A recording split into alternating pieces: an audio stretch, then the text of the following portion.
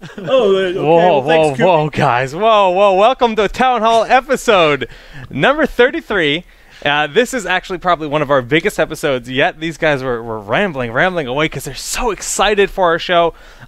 We have our normal cast here, as always, Sham2, Zoya, Black Mage, but we have a very special guest here tonight, and Kevin has apparently a special introduction plan. So, Kevin? Oh, gosh. Ladies and gentlemen, from Blizzard Entertainment, the community manager, Trikslyr. Got real Kevin in there. That's pretty good. Yes, that was wonderful. That was wonderful. So yes, we have our first ever, official guest here. I mean, we have a lot of community people here, but Tim, you're super involved with Heroes of the Storm, being a community manager, Sure. and welcome to the show. Thanks for having me. It's really cool to be here. Of course, we try to watch your guys' shows and anyone else's that we can whenever we get the chance. So being invited on is really awesome to me. Just be aware, again, I'm here to talk as a player and like what's public and stuff. So don't get your expectations too high, but nonetheless, I'm still really excited just to chat about Heroes and have fun tonight. Well, Boom. As a player, why don't you tell the viewers a little bit about your history? Because you didn't start as a Heroes community manager. I've actually known you for quite some time, and just tell them a little bit about your past. Oh, man, dude. You and I go back. Holy moly. I mean, it's been, what, like 4 or 5 years since we've all kind of just been in the whole esports world. You know, there was a time when I played competitively some games back in the day, back in the MLGs and whatnot. Then went over to StarCraft 2, which I found my love for Blizzard really heavily. You know, my parents played it a lot when I was a kid, but unfortunately I was too young to play at the time.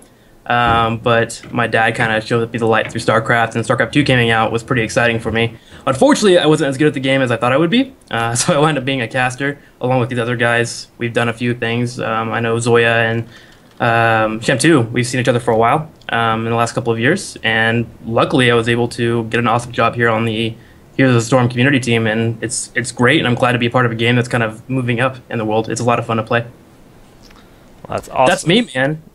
That's it. Well, let's do our introduction, see what everybody else has been up to. Moving over to Zoya. Not much, man. Been playing some Arcage. Got Shadows of Mordor today. It's okay. It's definitely not worth $60, but maybe when it goes down, you can invest 40 into it. It's neat, Not much else. I cast ECS yesterday. We did the semifinals, the round of 4. Those were some great games. So if you haven't checked those out, go watch them. They were all really great matches. The finals for ECS is this Saturday. So make sure you also tune into that. I don't know if I'll be casting it yet. That's still kind of up in the air, but yeah, it's just been kind of a chill week for me. The 7.5-hour jail sessions with Zoya. That's how he spends his week. Sham2, what's new with you? Oh man, just a lot of stuff's been going on. Trying to get. I was deathly ill over the past week. I had some cold that my roommate gave me because he's a jerk. That's rude. Yeah. Wow. And apparently, it's like this real. It was like a really. It was spreading like everywhere. So I was like working from home for most of the week. And like Friday, I think I found out that it was like apparently. It was fatal to kids who have like asthma and everything. So I was like, oh my god, I had asthma, and I've been through like that situation before. So I stayed home pretty much Friday through until about late Sunday, just playing Blizz Heroes, trying to get as much as I could. But yeah, it was miserable. I was dying. But I'm alive now. I was supposed to be doing a whole bunch of YouTube videos that were going to be like my top 5 favorite heroes from the alpha, but I couldn't speak. It'll happen. It happens to the best of us. I know. I feel so bad about that though, because now I got no content coming out this week. You know what? I decided to do the same thing too. Though a lot of people ramped up to make a lot of content for the downtime, but you know what? I said I'm going to do the opposite. I'm going to ramp up my content for when it comes back. Yeah. So just make up for it next week. That's what I'm going to have to do, man. That's what I'm going to have to do. Sir Cooby, what's new in the castle? Sir Coobs. Oh, I had a recent addition to the castle. I don't know if you know this guy, Solid Jake, moved in. That was fun. And we also had a very rare occurrence.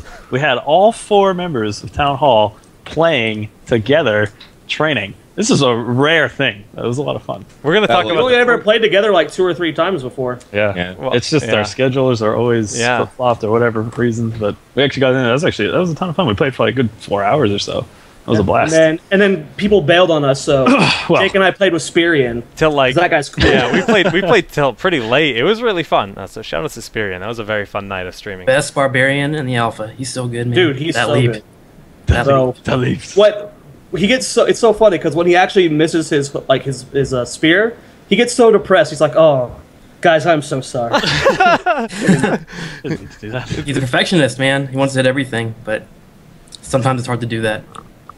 Indeed it is. Well, for episode 33, we're going to be talking about the end of the alpha and what's coming next for the Heroes of the Storm alpha. We're going to be talking about our favorite moments throughout the alpha process that's been going on. How many months has it been? 6 months? 7 months? 7, I think. Yeah. 7 Yeah, months. closer to 7 because we started 5 episodes before the alpha launched. Yeah. 33. And so we're on our 33rd we episode. haven't missed a week. There's We haven't missed a week. 4 weeks in a Some month. math involved there. Yeah. I don't know. I think Half-Life 3 just got confirmed, guys. I'm not sure. And then we're just going to talk about like the bigger milestones that happened, like characters being added into the game, artifacts, and other big things that really affected the alpha community and changed things within the alpha, whether it was a competitive scene or just even if it was something related to the UI. And we're going to be doing an Illidan deep dive because we have our resident expert here, Mr. Trikslyr, and Coobys Questions ideally will make an appearance. I've received some death threats if we don't have it happen every week, so we'll try to get that in there for sure. And we're going to be doing a quick preview of Anub and Azmo Dan. We're not going to talk about that too much because honestly, we'll talk about that a lot more over the next few weeks because both of those heroes will be added to the game when the alpha returns next week. So, Did you guys see the Anub trailer though? Before Yeah, we went too man. far? yeah. Okay. Well, Cool. you brought it Literally up. Chilling Kissy is coming tonight.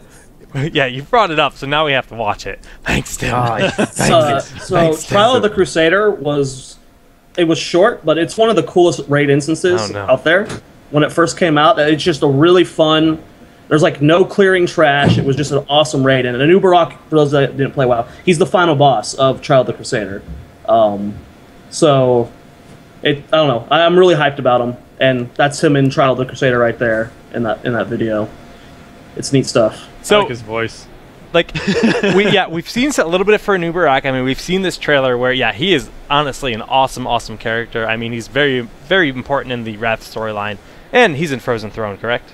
Yeah, he's a he was big in part of Frozen Throne. If you guys haven't played Warcraft 3 and the Frozen Throne, you're looking for something to do during the downtime, go find a copy of those games because they were probably like one of the best campaigns you could ever play. Absolutely. Like, It takes hands a down. long time, but like those campaigns, oh man, so amazing. Yeah, he's a cool looking character for sure. I mean, or hero. We were just talking about how character is such a weird word to say, and there I go saying character.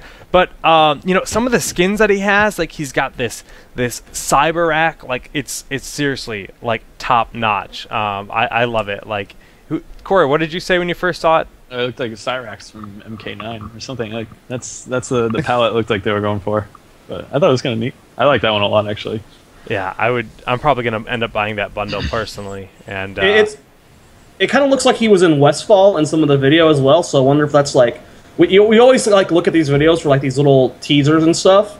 So I wonder if there's like a Westfall style map coming out soon or something. Westfall. But that's the level 15 Alliance But human zone. what's that Oh. the pirate dungeon? Oh God, why am I forgetting it? The Defias Brotherhood. Corey, I know. Corey, what's the name of the legendary card Rogue has? Van Cleef. Van Cleef. Edmund Yeah. Van Cleef. So I was maybe. like, why are you throwing this to me? I have no so answer. if he was in Westfall, we have to look for Van Cleef. We have to look for signs of Van Cleef. Well, I didn't expect it that heavily. Well, But it just kind of, I don't know. It was cool things about the trailer. Dead Mines. Wow, why can't I remember Dead Mines? Dead That's Mines, so bad yeah. of me. we're So bad terrible. of me. We're terrible people. It's okay. I still never did Dead Mines until I was like level 60 or something because I mean even though I was a human warlock, I just skipped it and I literally because I was so familiar with the Horde, I went and just did Barons a whole bunch. Well, Barons. Railing Caverns. just Crossroads, to bro. briefly run over Anub. I mean, he's got Burrowing Charge, which is obviously just like Charge where he goes underground, he pops up. and he can use the maneuver to knock up unsuspecting enemies. Web Blast, that's a heroic. It looks like I actually haven't read this yet, so I'm excited. It's an interrupt. It's an interrupt, so it's like a big web. And you can it says you can interrupt Valor Strafe, so it sounds like kind of like a polymorph, but a heroic, probably longer range than Poly. Impale, also a knock-up, so kind of similar to Kerrigan's Impale. And I guess we don't have a second heroic listed here or the W, so they only show a few of the battleground tips here on this blog post. The full already though, so much CC. Yeah, wow. already. It's so insane. they'll have the full info released soon, and he was playable at PAX. But you know, I've read a little bit about Azmodan, but Tim, I want to ask you, who do you prefer, Azmodan or Anubarak? I mean, they're both great. For my playstyle, I enjoy Anubarak a little bit more, just because he can engage. Like you mentioned, he has a CC available, so he's definitely going to be a game changer for a lot of teams. And I'm looking forward to it. And also that Web Blast, as you mentioned, it's just a quick cast that you can put on anything. So like if the strafe comes in, you can kind of nullify someone really quickly. So he's going to be fun, and I think he'll also kind of make teams kind of walk away from like the 5-man running as a group, because they know that you can't really hit wombo combos as much, because the Anubarak can just mess you up like crazy. That's so I'm true. excited for him. That is interesting. What Yeah. kind of teams do you think he's going to benefit? Do you think he's going to be a kind of hero that works well for a team like ZP's team, Glorious? They like to play very, very aggressive in your face. Do you think he's going to go well with that, or a different strategy? Dude, totally could see him like fitting into that comp pretty well, because they're like super roam heavy, and they like to take 2 heroes, kind of gate with that, and Anubarak just kind of fits in those 2 heroes that roam all the time. So Anubarak definitely will fit. I think, you know what, like, yes, he'll fit with Glorious, but he's just like a lot of our heroes that you can kind of make him fit in some way, some shape, some form. And Anubarak, again, when he comes out, like, I think people will have fun, like, straight up. I don't want to put too much out there, but I really think that he can mess some people up, mess up some teams and their coordination, which is something that you always want to have on your team if possible. Right. I mean, He's like Diablo in that way. Then, if he can like really kind of like push people around, and I really like that. I like warriors, so I'm really excited to see new warriors. I wasn't too excited from Chen, but seeing Anubarak, you know, I'm pumped, I'm ready to go. When are we gonna see more CMs with their crayon drawings? Because I missed that. Oh man, we haven't done that in a while. I know. I think Abathur was the last one you guys did. Yeah. Oh yeah, So- man. It's just it hurts Such a me time to see my sink, I drawings. No, it's not the time sink. It It's like, hurts you? I thought they were amazing, Tim. I thought you were gonna go.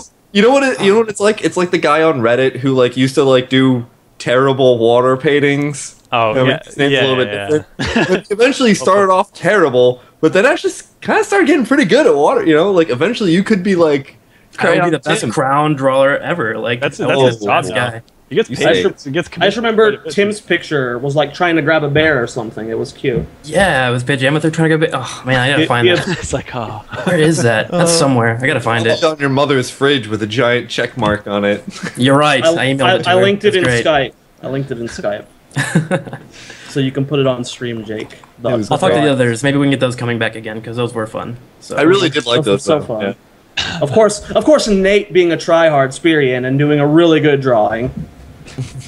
All right, let's look at some of these drawings. Now we're just this is kind of our next topic, which is just reminiscing things that has happened throughout the alpha. So this is perfect. Wow. Good segue. Wow. This Well is, done, This Jake. is perfect.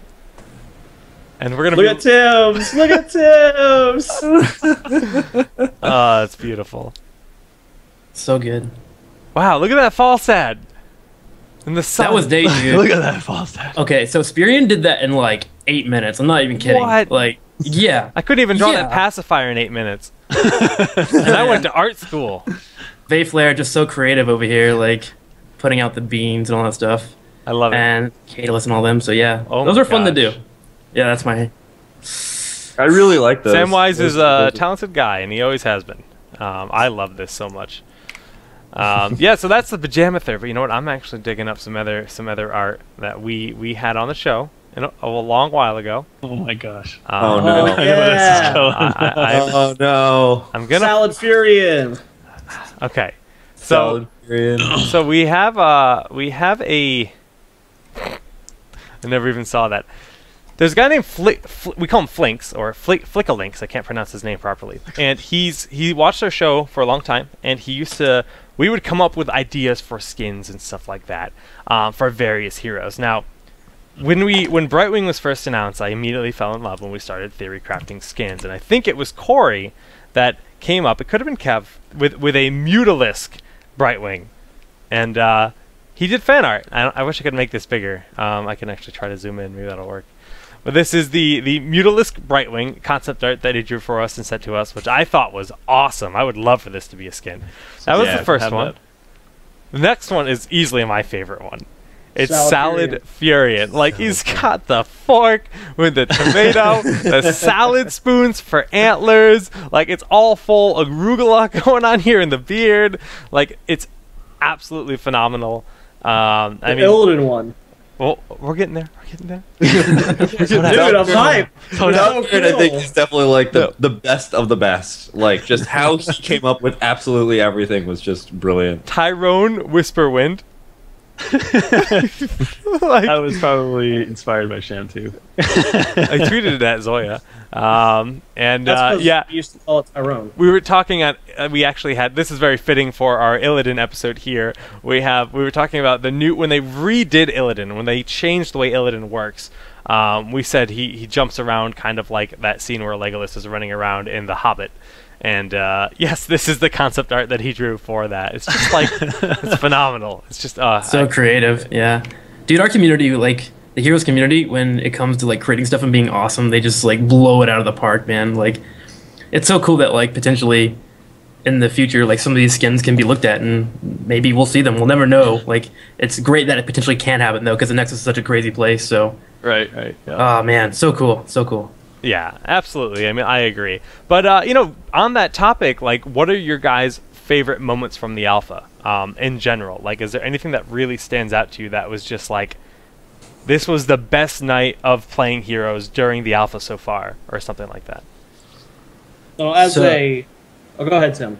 So, this isn't like the best night of playing the alpha or anything, but it's just kind of funny to me.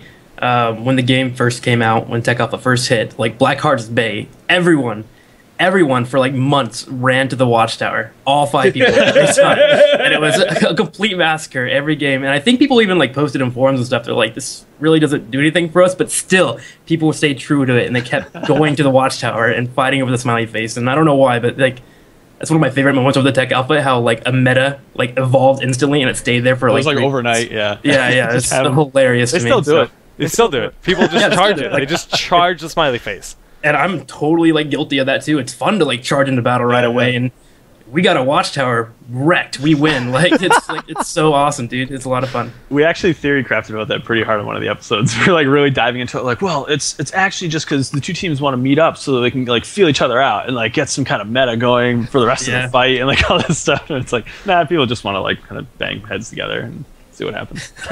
It's just Team Fight City on Blackheart's Bay, especially in the early alpha, and especially because it's like a giant. Sorry to cut you off. No, it's fine. Because it's like the happy face. I love the happy face that it forms out of like on the mini map. It's just like, and so I just yell, "Go to the happy face! Go to the happy face!" And they know.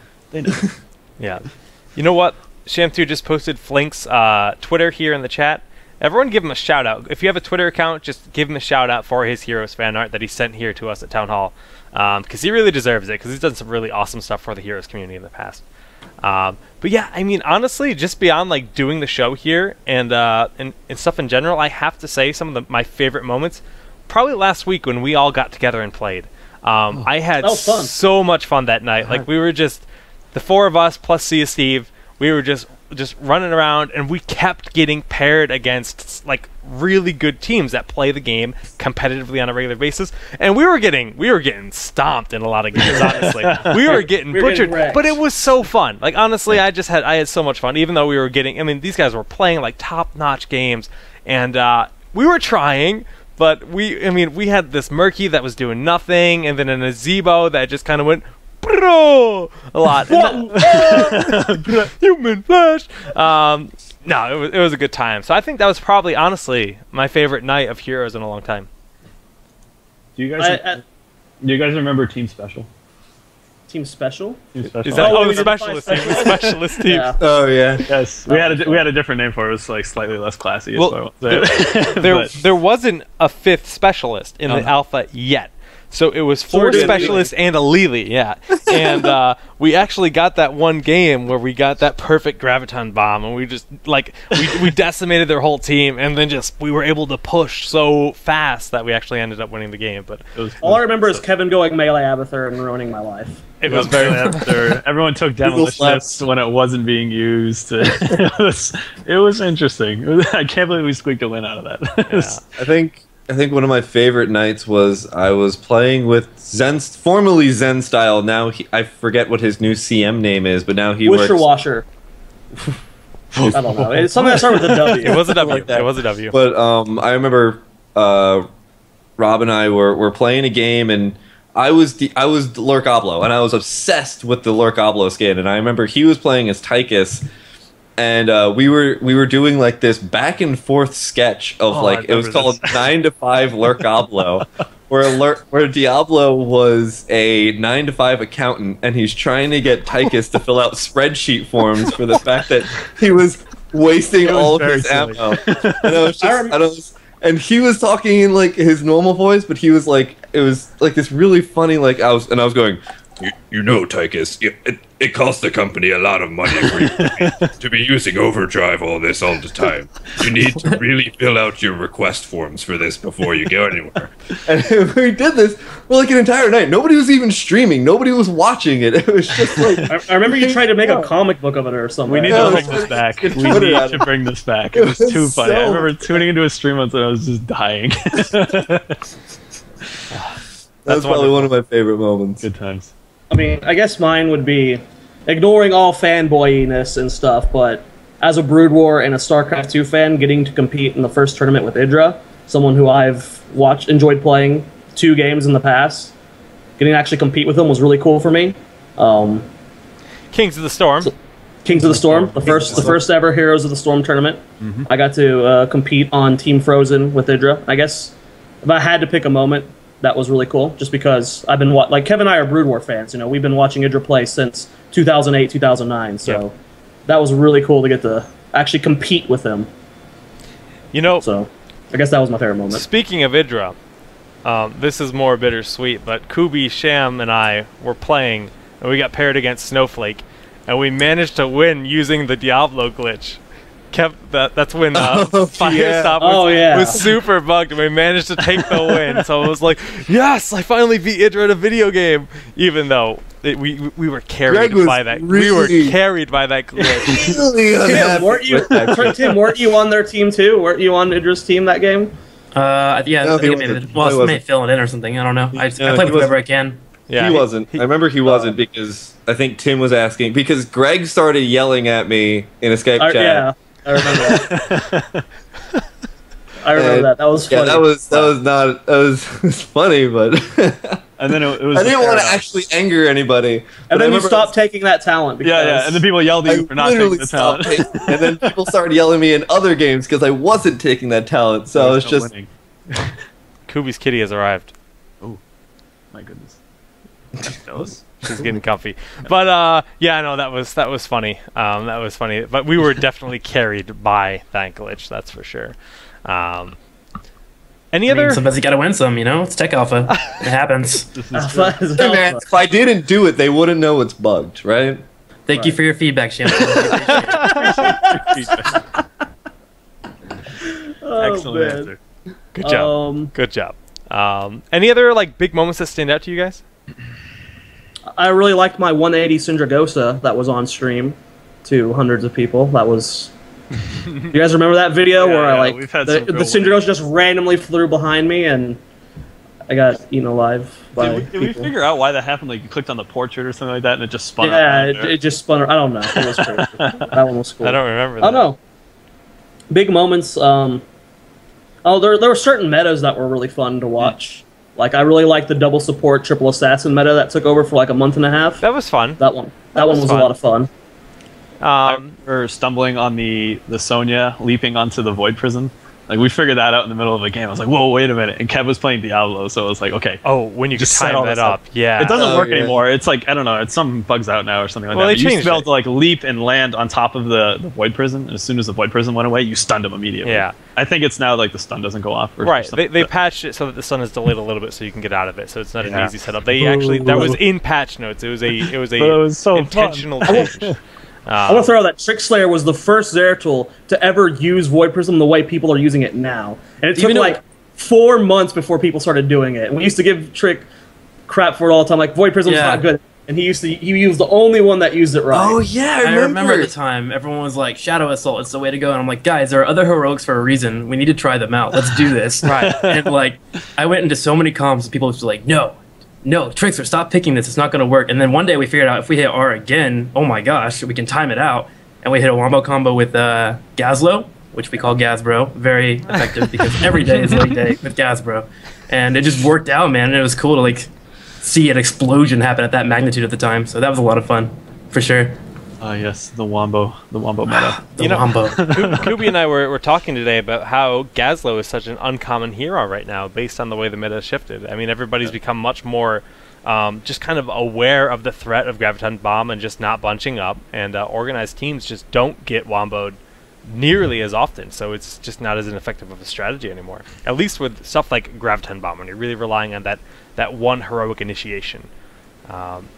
But another example is actually just Rehgar being added into the alpha, and everyone's like, Bloodlust is not good enough. Ancestral Healing is just too good. That changed in about a week. Jake's premonitions with Emerald Wind and the Rehgar. Hey, you'll never let that go. What did I say? He said we were sleeping on Rehgar. I said the barrel. I said the barrel wouldn't be the most used. I said the other one would. Are you talking about Chen? Yeah, for Chen. That was my most recent thing. I had your back on that one. No, I said the barrel was going to be booty. I said that we have to give Earth, Wind, and Fire a chance. Yeah. But we don't see a lot of Chen in general. But on that note, let's actually just segue into the Milestones conversation, which is essentially just big shifts in the game and big updates. Now, I'm going to try to see if I can hunt down some old UI images, but the UI... The hunt? Yeah, I'm excited. What's going on? I didn't say the hunt. Did I say the hunt? Oh, I said hunt down. You said let me hunt down, but... Definitely heard it. You meant to do it, right? Yeah. Okay. So the UI changed drastically over the course of the alpha. I mean, it's really come a long way. I mean, this was one of the earlier builds in this image here. As you would log into the game, you would see your different levels on your hero. There was just this one background play shop, all the same things at the top here, and then this was your profile in the top right. There were I don't think there were even icons in the game. You didn't have a portrait. That wasn't a thing. You just had this. This is the options, and this is just like your party and the chat. And this is what the UI was. I would pull it up in game to show you guys what it looks like now if I could, but it's currently down, unfortunately. And then we have our present installment, which is really quite good, I think. This isn't even the original. I don't even remember the original character select, but the last version of it that we had, which was brought to us at PAX East, is kind of like a fighter. I felt, and it feels like Street Fighter. We select your character at the top of the screen, very like fighter inspired. But again, that has changed once again. So you have an actual different UI outside of your party screen, where you then select your hero. But I'd say, outside of just the UI being changed 2 or 3 times throughout the course of the alpha as like kind of big milestones, the only other like really big ones are characters being added and the shifts there. And out of all the characters added, which do you guys think changed the alpha the most? Brightwing. Yeah, I would agree with that. Murky, Brightwing. Yeah, no, I would say Brightwing for sure. You just the only one that you really see played the most.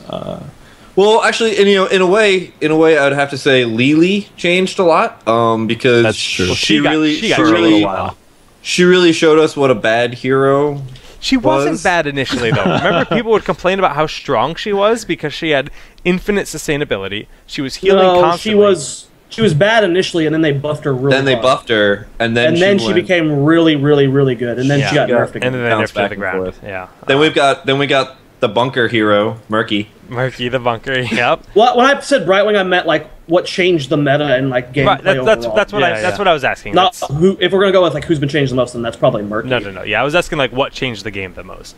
But I yeah, think Murky brought in like a new innovation in terms of like just the genre in general. Like this is a hero that just fits in Heroes of the Storm. Like he changes so much about like anything that you've ever played with the hero, and it keeps working out. Like he's gone through a couple of iterations, of course, but, like definitely something that happens with new heroes. But he's really just changed how you look at Heroes of the Storm, and he's also like caused a lot of reaction from a lot of people, which I think is great because like it gets feedback from people. So I feel like Murky changed a lot actually overall.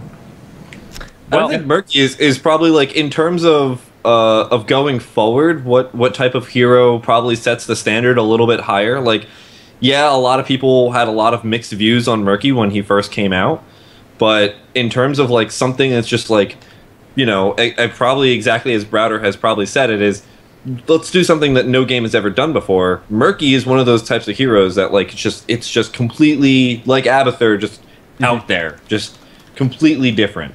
And I think it was actually pretty cool in a lot of ways. You know, he was really aggravating to play against in the beginning, but I think right now he's at a pretty good spot. But He's got to change that pufferfish, and he'll be perfect. Well, like Tim said, I mean, Blizzard has released a few heroes that are just insanely unique, and really Murky and Abathur are the first two you think of that are just like out of what you think of as like, you know, a typical hero in these kind of games. So, yeah, Murky definitely changed what we think of what a hero can be, but for sure. But he definitely didn't. I don't think he shifted the meta too hard. He was just. He's our bunker, like we said. The first episode we talked about Murky, we said he's going to be the bunker. They're just going to keep changing him, even if it's just minor numbers. And we've seen two pretty significant reworks on him. They took him from being mainly a backdoor pusher, or like a split pusher, where he was just all bonus damage to towers, and then they made him have a lot of poison damage over time, and now he doesn't do any damage over time, he's strictly burst. But, I mean, Zoya, you're our Murky expert. Which version of him do you like the best? Well, I currently like the current version the best, just because he's actually has a legit place in team fights and can actually get in there and brawl. But I mean, if anyone's going to say that playing the original Murky wasn't fun, they're lying. Like, original Murky was so cheese. I loved it. I don't know. Beautiful. But I like the current Murky better, though. He's actually he's unique enough to where he's still Murky, but he's not breaking the game. Yeah, I agree. Well, then go ahead. I was gonna say if I had to ask a follow-up question for the new heroes that were added, which one felt like the most in line with what that hero was representing? Zagara, hands down. That's what hands down. Because I saw Zagara and I was just like, I really want to bring her up because in a lot of ways, like I remember when I first played her, I was like, I have no idea how to play this. I was getting destroyed. And then I literally turned on StarCraft Brood War Zerg music, and I was like, I get it. I know how to play her. You gotta be swarm. You gotta be everywhere. You gotta put down the creep everywhere. You gotta throw down like tons and tons of units. And that was I wish I was lying about that, like, because it sounds really sad, like, shame to why you listen to StarCraft Brood War music when you're just well, it's got a great soundtrack, Kev. It was a great soundtrack. Amazing soundtrack. Best soundtrack, NA. But, it was really cool to, like, have that experience. Like, you know, I don't think I could go into another game and be like, oh, man, this hero looks really cool. What type of music do I get into, like, the mood to, like, play this hero or something like that? Or, like, you know, how do I think about this hero in terms of another franchise? But I mean, kind of along that's... nail on the head. She just feels so Zergy, like spreading creep, summoning all your little minions, like the whole deal. She just feels so right, and I love playing Zagara. She's actually, you know, I play all these heroes a lot. Actually, I don't play LiLi and Murky, but I play the other ones all quite a bit. But what were you saying, Jared? Oh, do you think we should do like just who was our favorite hero of the entire alpha? We'll get there. I just wanted to go over all the new heroes and just like a little point on each of them, really. So Rehgar is next on the list, and really, I mean, initially everybody was playing Rehgar for ancestral healing, like we said earlier, but then we saw the meta shift to the Archon, Odin, Bloodlust comp, which was actually just a terrifying composition that we saw for a while. And that really shifted the meta a decent amount when Rehgar first came out, because people kind of looked at him as being like a subpar healer initially. Everybody was like, well, his numbers just don't add up to the other heroes. But when people started to realize the utility that they had with the Earthbind Totem, being an AoE slow, and once you get Earth Grasp at level 16, I think we started seeing. I mean, we see a lot of Rehgars in the current meta, like a ton of Rehgar. That's because in current meta, because a lot of the supports recently just got nerfed, and Rehgar wasn't touched, I believe. Correct. Well, I also think he's being played a lot too, because players are learning how to pull back in fights. They're not fully like right-clicking and engaging all the way and then getting bursted down. Players are learning how to pull back, and with Chain Hail being pretty strong, if you're able to sustain yourself and fight over a long period of time, he can really like show his power. So I don't know. I mean, it's just supports will fit as the game progresses. Flavor of the months will pop up, and I think Rehgar is just kind of where it's at right now.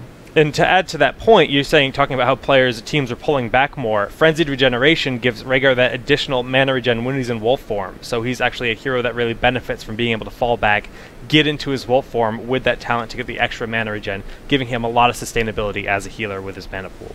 So he really does benefit from that kind of playstyle for sure. Dude, like, all right, can we just take a couple of seconds also? His trait is awesome. Like, yeah, it's cool. It's cool that, like, you know, we have this mount system in the game, and a lot have different like phase shifts and whatever. But like Rehgar's is super cool. You can kind of just jump into it and utilize that to your advantage. You can be aggressive if you want to.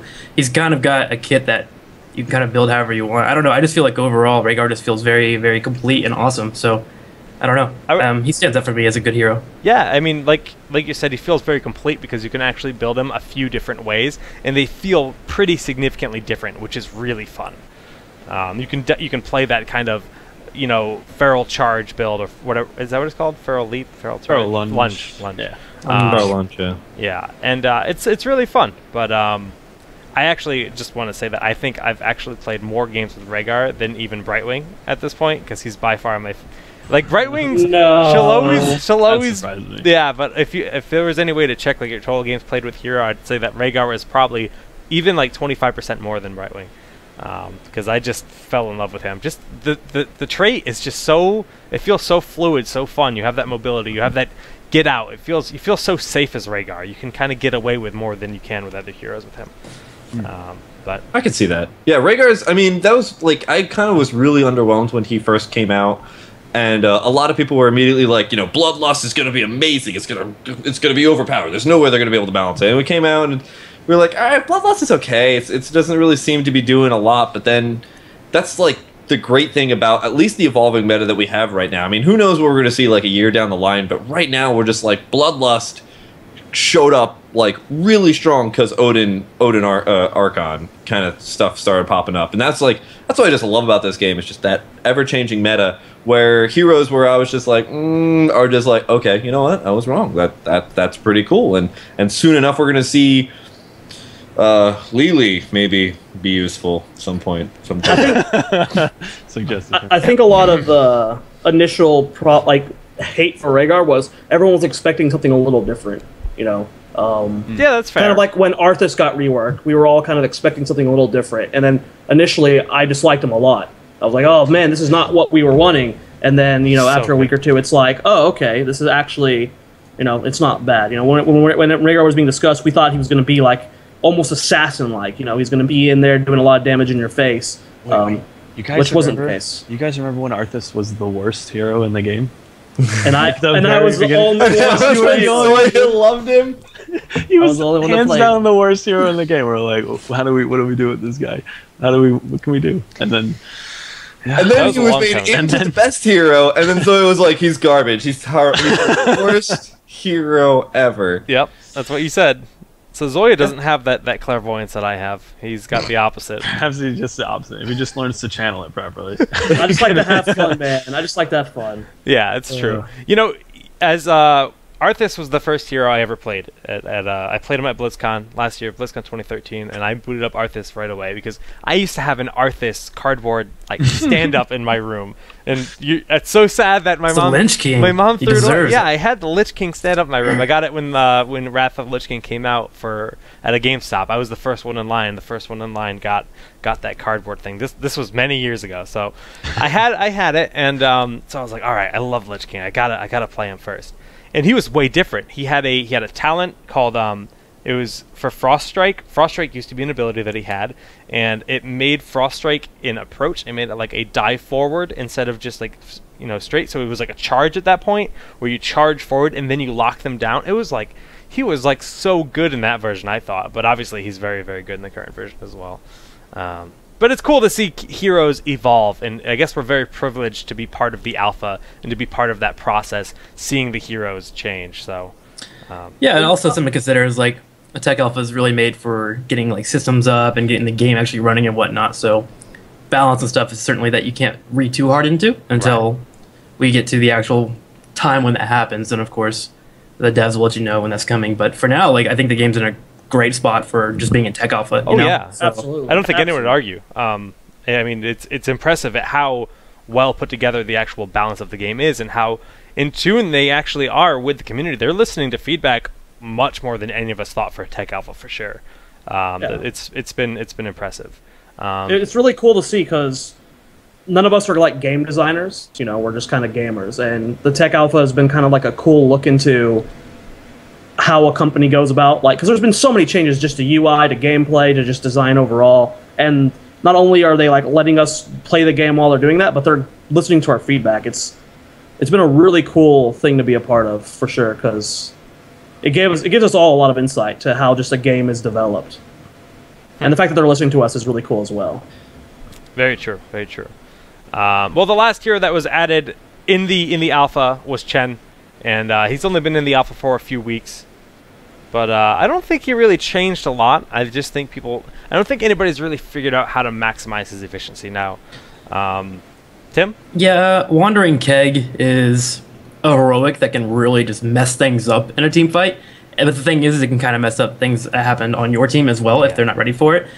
So once teams start getting a little more coordinated, communicate a little bit better, and kind of practice it, I think he'll totally like blow up and really stop like a lot of the wombo combo compensations that a lot of players might pull off, or a lot of the crazy I hit Apocalypse, I hit Void Prism, and this happens. I really think that Chen can really just walk in there and mess things up if teams are practiced. So we'll see it in the future maybe. But again, his Earth, Fire, Storm ult is great as well. Just because you can Q and jump on and body block people. He has a lot of fun utility available to him that takes time to capitalize on. Like we were just talking about Rehgar. He's been out for what, 3-4 months now, and just like in the last month he's kind of blown up. So the heroes do have potential. It's just a matter of getting there and people trying them out. Yeah, I agree entirely. I mean, a lot of people new heroes come out and people try to play him one way and they get stubborn and they stick to that style, and then somebody just tries one other build and it just changes the hero entirely. So we'll see. I mean, we've seen a couple of like compositions already where like in ECS it's like I can see where they're going with this. There's a possibility that this Chen ult can actually like turn everything around and actually like allow them to focus down someone really quickly and then move on to the next person, because that's what they're trying to do with the barrel. But exactly, it just hasn't happened yet. That coordination, especially with like just how limited the amount of the player pool is in the alpha right now. And really just how much people are really willing to put forth trying to put a new hero into their competitive team is it's a really hard thing to do. Yeah, whenever I play a new hero or anything and I play them, I always think of like Whiterust's quote. I mean, it's not Whiterust's quote, but Whiterust said it. Like, I haven't found a way to make this work, but I've found 10,000 ways to not make it work. Like, eventually you will find a way to like make something happen, and it could totally be awesome. It's just a matter of trying to find those advantages and finding out when you can press that advantage. And this guy just quoted White Raw, guys. Come on. What a boss. I love me some White Raw, let's say. What a boss. Fun fact, White Raw was sponsored by Playhim for a while, and we have 3 Playhim casters here. Wow. That we do. Wow. Fun fact. I haven't seen him on the Heroes Alpha in a little while, but I've definitely ran into him before here on the Alpha. Yeah. I know he does like the game, and it's funny because I talked to him at BlizzCon last year, and he was like saying like, I'm really interested in playing Heroes a lot. It looks like a great game. So I'm glad that he actually went forward with that and started playing a lot of Heroes. So I guess the only other like big milestone is just artifacts, and I don't want to talk about artifacts at all. I just want to talk about the fact that it's something drastic that was added into the game. It's something they added in. It was like the rune system in League of Legends, where they added in this new, basically a paywall into the game that makes your not a paywall, but it's a reward system for playing the game, earning gold, and then your character inherently gets stronger. So a player that has played more is stronger than a new player. And the community did not like this. They said, "Look, we don't want this. This isn't really what we want to see happen to the game. I just want to be able to log in and play with my friends." And well, I mean, I think you're kind of selling it a little bit incorrectly. It was a way to try and come up with ways to customize your character in different ways that they weren't already strong in, like, different ways, right? Or you could possibly take the things that already were strong and make them stronger. And I thought it was like an interesting idea and a unique way of, or a non-unique way of customization. And you know, it did create a little bit of cool things that you could think about for, like, what are some of the stronger characteristics that I really make in my character. Overall, it was incredibly poorly received. Yeah, but I think the poor reception was based around the fact that there was that big grind of playing and playing and playing, and your character gets stronger from it. The customization, a lot of people liked the idea of having the additional customization and having the additional flexibility to have your Murky that runs at the same speed as someone mounted. Like, that was crazy. Like, tanks were, like, nearly invincible. 40% additional mana on Rehgar, you just don't run out of mana. Like, there were some nice, cool things, but it really flipped the meta on its head. But I think, really, like you said, the 3 top threads on Reddit were just all kind of saying, we don't want this. And Blizzard reacted in, like, what?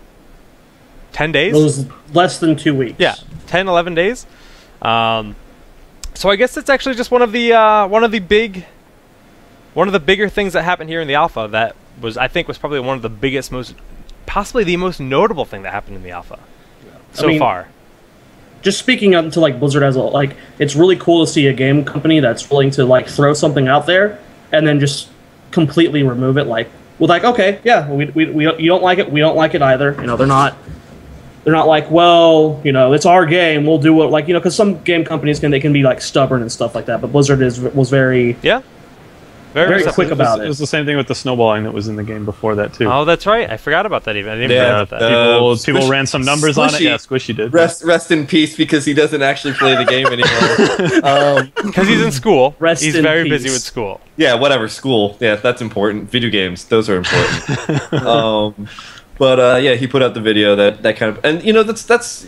I mean, again, it's as Tim, as you were saying before, most of this is really just to test out a lot of the systems and everything, and we'll you know, they're eventually going to get to the point where they actually start looking a little bit more, I guess, at the game mechanics. Yeah, it's definitely all about. It's definitely all about, like, testing out things that can go into the game. It's very important to get that feedback to see what exactly the players want in Heroes of the Storm, and of course, as the devs have said all the time, I mean, I can't really speak for them, but they've said out loud publicly a couple times that they want to listen, they want to be able to really make the game a product that you want to play, that we can all play. So it's fun, it's there, and I agree, it's kind of cool that if a system goes in and it's widely not received, such as what the Artifacts was, it's willing to be taken out. But definitely Artifacts was a way to introduce customization into Heroes of the Storm, and just people didn't quite want it. So I mean, I think it worked out for the best, and it was great to get that feedback. Yeah, I agree 100%. I think Tim's really upset, though, because Illidan was really strong when the Artifacts were in. And Illidan's not so strong now. Illidan's fine, man. It's just that I've definitely tried out the 10,000 ways with him, so there's ways to make him work, and we'll dive into it later. I'm excited for that moment. We will not delay. We are going to dive right now into our Illidan deep dive. Ooh, snap! Ooh. So Kevo. Yeah. Whenever you're ready. Do your job. Do your job. Excuse me. I am prepared. So, oh god. Illidan Storm Rage. That joke will never get old. Never. Senior Storm Rage. Storm Rage, Illidan. as I buy time to get the page up. His title is The Betrayer. His role is a melee assassin, and he's from Warcraft franchise. Let's take a look at his traits and abilities. His trait is Betrayer's Thirst, a combat trait. Basic attacks heal for 20% of damage dealt and reduce your ability cooldowns by 1 second. He's got his 3 standard abilities. He's got Dive on his Q, which has got a cooldown of 6 seconds. Dives at the target, dealing 45 plus 5 per level damage and flipping to the other side of the target. He's got Sweeping Strikes on W with a cooldown of 8 seconds. Dash towards a target opponent, target point, dealing 60 plus 10 per level damage to enemies along the way. If you hit an enemy, basic attacks do 25% more damage for 4 seconds. And on his E is Evasion, which fits very well with the, E evasion. That's a little nice little thing there. Why? But cooldown of 15 seconds, evades basic attacks for 2 seconds. So basically, any basic attack going towards Illidan will say missed, and you'll get really frustrated. He's got 1 heroic ability and something that everybody else for some reason selects. The 1 heroic ability is called The Hunt. The Hunt. Gotta get into it, man. The Hunt. That's right. Thank you. Thank you. Where you feel 10,000 years of pain? No. No. Hatred! Oh, I am not prepared. 60-second cooldown. Charge to target unit with a massive range, dealing 150 plus 20 per level damage on impact and stunning them for 1 second. His other ability, that I guess you can call it a heroic ability, nobody should ever really pick it though, that's Metamorphosis, where he turns into a giant scary demon. It's on a 100-second cooldown. Illidan transforms into a demon form at the target location, dealing 200 plus 10 per level damage in a small area. Illidan gains 100 plus 15 per level temporary max health for each hero hit and gains 20% increased attack speed. This lasts for 18 seconds. So that's Illidan. That's Illidan. And we're going to have Trikslyr here kind of tell us how to play Illidan. So Tim, just tell me, if I'm playing Illidan, this is my first time ever playing as Illidan. Good luck. Okay. How should things first. Okay, go ahead, yes. We need to get you into a mindset. All right? Okay. You can't walk into this game with any negative thoughts whatsoever. You are the winner of this game. You've already gone in. You know you're going to win. You're having a victory screen at the end of the game. You are pumped. You are excited. You cannot go into it. It's somewhat like going on to like a first date. Like you can't go into it with any negative thoughts. It's got to be pure positive, and you're just gonna have fun, right? That's the entire game here. Illidan, you're gonna walk in and you're gonna try and control the game from the beginning. All right? Do we have that mindset in? Are we good? Okay. We're good. Happy We're good. All right, so I'm playing Diablo. Continue. You're playing Diablo. Wait, what? All right, so you're Illidan. You're going against, let's say, a Vala. Are you scared? No. Good, Jake. We're on a roll. This is great. This is good. This is awesome. We're moving forward with Illidan. All right, so you have your first talent here, obviously. Looking at him, you have your Seasoned Marksman, you have your Shadow Shield, you have your Generation Master, and you have Battered Assault. Did that in the wrong order. So, in my opinion, Seasoned Marksman is pretty darn awesome on Illidan because what does people want on Illidan? You see a couple complaints here and there. They want more damage on him. I feel like Seasoned Marksman gives you that opportunity to really grab a couple more points of damage throughout the game and kind of scale into the late game. So it's great to grab, especially with the last patch and it being a little bit easier to absorb that potential damage just by standing near minions. It's very, very helpful. There are a couple builds that go with the Battered Assault, so you get the extra attack damage in when you're auto-attacking in. But come on, man, let's go all the way. Let's go all in on damage. Because when it comes down to it, like, sometimes you have to identify what your strength is, and what Illidan's strength is the cooldown reduction.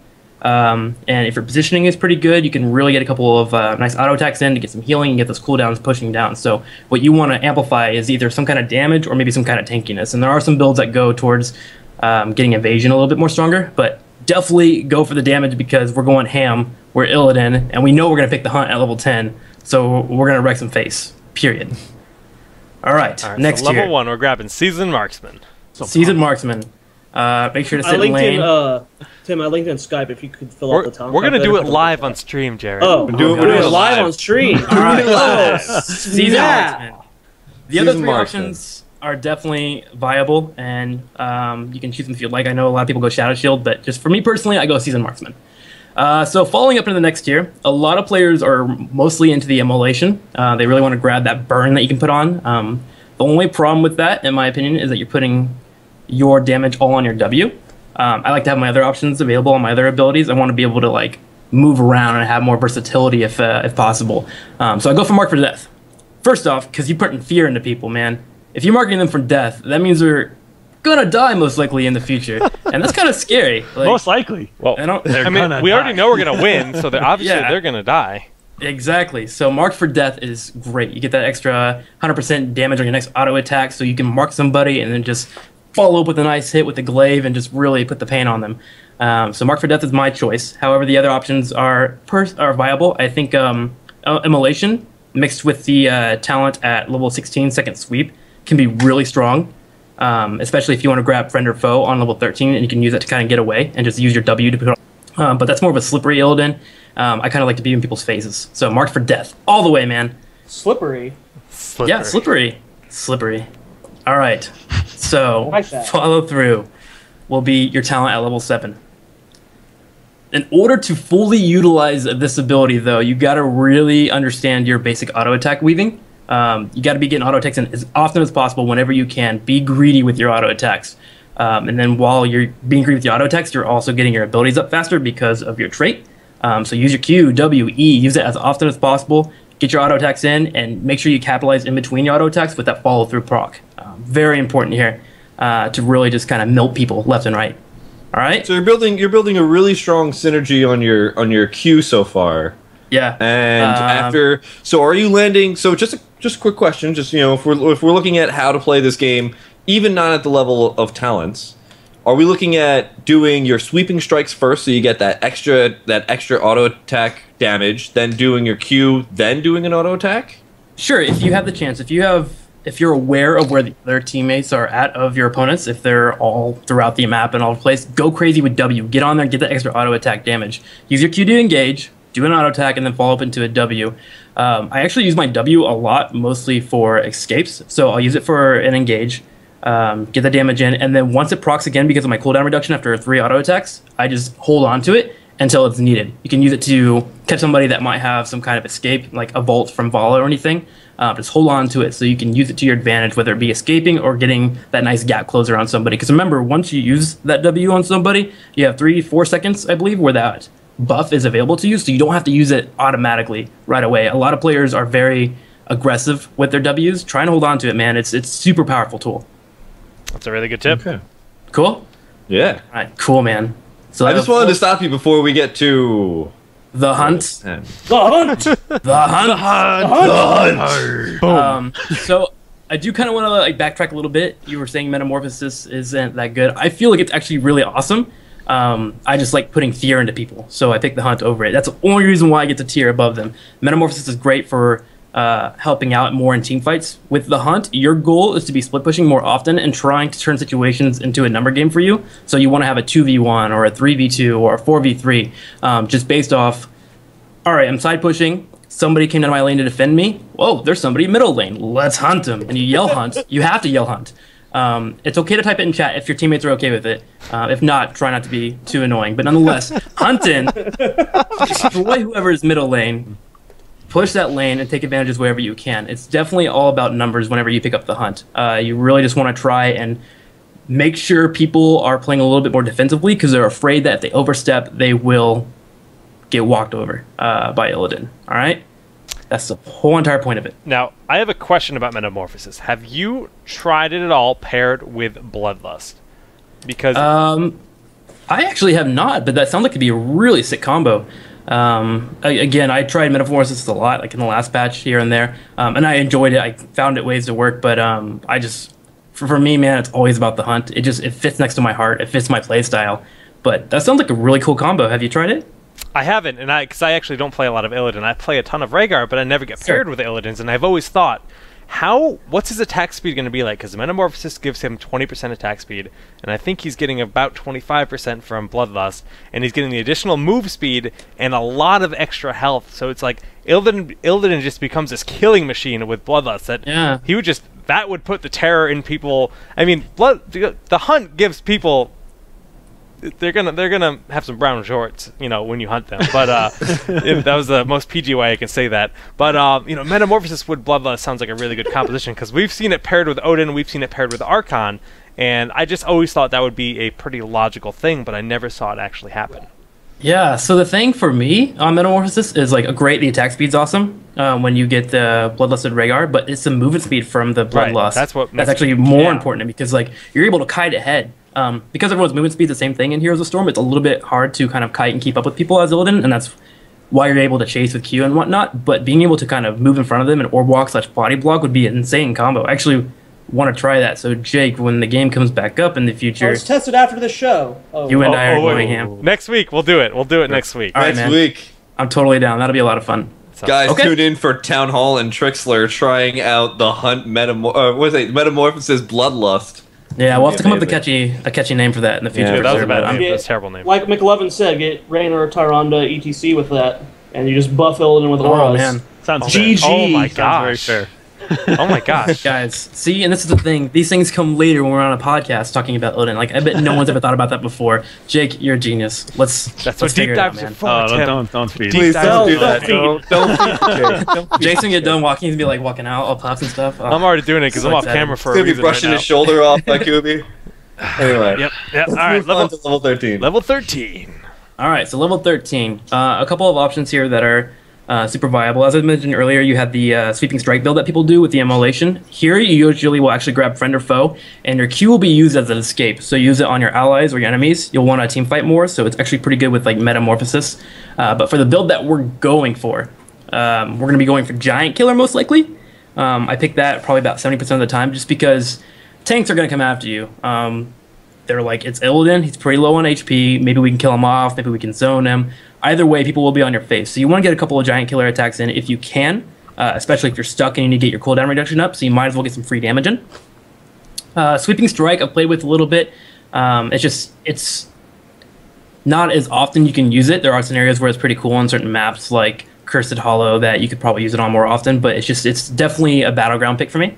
And then the other one, Sixth Sense, is actually really good against like a Nova or any type of combo that's all about trying to burst somebody down, and you can't use your W to maneuver anything. So you want to pick that up if you're going to get someone that is constantly focusing you down and can really just blow you up quickly.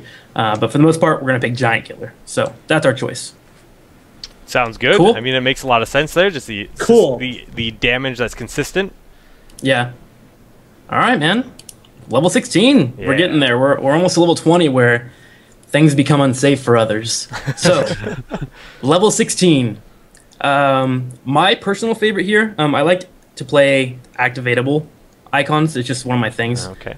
So I pick up Blood for Blood because it gives me a lot of versatility in terms of I need health in this situation, so I can use it on anyone to pick up a little bit of health. That 15% health can really just give you that boost to power through anything. Also, the slow is just great. Even if you're winning a team fight heavily, if you can just pop it on somebody that is trying to get away and you can't quite reach them, your cooldown is about 2 seconds away, just go ahead and pop Blood for Blood on them, get a couple free auto attacks in, and then do the full engage and finish them off. So, Blood for Blood is definitely my pick there. As I was mentioning, you can do the second sweep if you're going for the Immolation build. That's really cool to kind of like burst people down and then, again, use that Q to get away. And then I know some players actually pick up Hunter's Onslaught. The problem is, again, just you get focused down pretty quickly in today's just meta overall against Illidan. Everyone wants to kill Illidan for some reason. So that 15% health that you're healing off of might not work out too well. So Blood for Blood, all the way. Sounds good. And Then level 20, Kevin. I need you to introduce the level 20 talent for the hunt. What is level it? 20 talent. There's nowhere to hide. Yes. One hero he doesn't take bolt on. It's so scary. It's so scary to be on a map like Cursed Hollow or Garden of Terror, and you're like, I should run top and maybe push these minions back. Oh wait, I'm by myself. Oh no, there's a green icon above my head. I'm now dead. No bueno. That's such a pain to deal with. Nowhere to hide is such a fun ability to use for the Illidan player, and it also puts a lot of fear into your opponent. So I definitely pick that up as much as I can. There are scenarios where I've noticed that I'm maybe on Dragonshire, it's a smaller map. potentially Haunted Mines, where I know that Nowhere to Hide isn't going to be as beneficial as potentially picking up Bolt, because we are team fighting more often, so Bolt can be great. And in fact, I just love the power of Bolt as a player just because I love the maneuverability, as Zoya alluded to. I pick it up on anyone. But definitely Nowhere to Hide is such a great, awesome talent to pick up at level 20. And then if you're also pretty far ahead, I like picking up Fury of the Storm, because you can just help kind of walk through teams, and you actually want to use it if you're peeling for your assassin. So say you have a Vala, and you're just having a hard time hunting in on your opponent, picking up Fury of the Storm would be great for you engage, and then you peel back with your W, and then auto attack whoever is dealing with your assassin. So you can definitely clean them up pretty quickly. That's it, man. Well, now I know how to play Illidan. Yeah, man. How often do you make people feel the hatred of 10,000 years, though? Illidan, I don't have specific numbers, but I feel like he's probably my #1 hero played. I started out with Falstad, and then when the new rendition of Illidan came out, I just like went ham on him. Like, I don't know, he just fits my play style. I miss your Falstad. I still play Falstad. I love Falstad to death. I love his map rotation mechanic like no other. But definitely, if I'm wanting to just have fun and go crazy and get in the mindset of like I'm just gonna go into a game and I'm gonna win, have fun no matter what, it's definitely Illidan all the way. Well, I mean, you're honestly probably the player that's known for Illidan the most here in the alpha. You love Illidan more than anyone. He's my BFF. He's not a big deal. Not a big deal. You know, I have to say, I started playing Illidan 2 weeks ago because I was doing Free week. Free week. Yeah, free week. And I'm waiting for Coobie to just throw up the plug. But anyway, so I was doing free week and I was doing Illidan, and I was just like, I felt so unsure about how to play Illidan. I tried a number of different builds. I used Tim's build actually for the video itself, if I remember correctly. And it's a lot of fun. It relies a lot around getting that lifesteal off because of his trait, the 20% damage. So those basic attacks that you do, that pretty much all synergize with the leap, with your leap talent, and follow through, and giant killer. Really kind of, that's where you get like all the lifesteal back. It's really fun to play him though. It's really fun to play Illidan. And there's a reason why he's like considered difficult, because you have to understand where you can push your advantages with him. Because again, he can he can really win a team fight pretty quickly if he has a number advantage. So if you can get into a scenario where again you are winning in the number game, it's a 3v2 or a 2v1, you can really just walk into a fight and really win it. But then again, if it is a 5v5 situation, you have to pick your battles pretty nicely, you know? It becomes very intense at that point. Like, Yeah, you're it's trying to super decide, who do I go for? You have to wait for your team to initiate, and even then, you're still kind of skirt staking around and trying to like look for that best target. And then as soon as you get to that target and you really take them down, then you can really turn the advantage very heavily with Illidan, I find. Yeah. He's a little bit better than Tyrael in that way. Like Tyrael, you kind of look for that target, you go in, it doesn't matter because you have all that health, you're fine. And you can do like some damage, but Illidan, he's so good at chasing things down, so good. Well, I can't wait to flip Illidan on his head and have to do a new deep dive on him when we break Metamorphosis with Bloodlust and we change everything. It's going to be beautiful. It's the future, man. I'm excited. The future Tingly. of Illidan. I have my doubts. Jared said. I'm glad you have your doubts, because I love proving you wrong. Okay. So I'm getting the hunt, I'm feeling the hatred, and I'm pretty excited to play him. But what about on defense? He feels so bad on defense. Like, the worst feeling in the world. You're playing Illidan as like a grave golem pushing down your wall, and like the rest of the team's all like poking at your stuff. And, you know, like everyone else in your team's like throwing skills at them, and you're just like sitting there like, guys, I want to help, but Yeah, I wouldn't use the word bad. It's more of just a trade-off, you know? Okay. Because I see what you did there. he has lifesteal, he has cooldown reduction, he has stuff built into his trait that you just have to take advantage of. And of course, if you're dead, you can't take advantage of that kind of stuff. you just need to let your team know, like, hey guys, I will float in the back a little bit, but as soon as I go all in, I'm going all in. I will be there for you. I will hold your hand through this fight and win it. Like, you just have to let your teammates know that, because he's a different type of assassin. You don't poke people down because he's melee. You don't want to fully engage because you have abilities that make you go in and that you get stuck in the middle of a fight. And you do have small escapes like evasion, and then if your W pops up, you can't escape. But with the small health pool, man, you just got to pick your battles and you got to pick them wisely. Just let your teammates know. Try to stick near your support. Because if you stick near your support, you can be a little bit more aggressive with your trades, for sure. And Corey, you have to go back to the beginning when Tim introduced the segment. You have to remember, you're going to win. You've already won the game. This is true. Okay, just think happy. You know? All right, okay. Don't feel weak. Just think happy. You're good. Pumped. You're just dancing. You're dancing around. I think I understand this part. So they're pushing down, let's say, your lane, and they're stuck over a wall that you can't help. You just have to type in chat like really supportive things so that the rest of your team feels really good about the situation, right? Well, that's how you keep spirits up. Okay. If you can't get into an engagement, like, just don't pick a smart engagement, man. Go into a different lane and push somewhere else. Your advantage is somewhere else on the map, not in the team fight. Yeah, you know? Corey, think. Pick some flowers. I mean... So, if I happen to have this show where I happen to do, like, queuing with a friend, possibly called Duo Queue, and I wasn't doing silly Rehgar cheese, who do you think is the best hero to pair with Illidan? I love you, Jared. I love a support with him at all times, just because, again, he is weak. We can admit that he has low health pool, so he can die pretty quickly if you're not careful with him. So having someone that can kind of band-aid him in between, like, any type of fights that may happening, so you can get your cooldown reductions up and you can get all your abilities to start again, is great. Personally, I'm a fan of Brightwing. Brightwing's great with the shields, the polymorphs, all that fun stuff.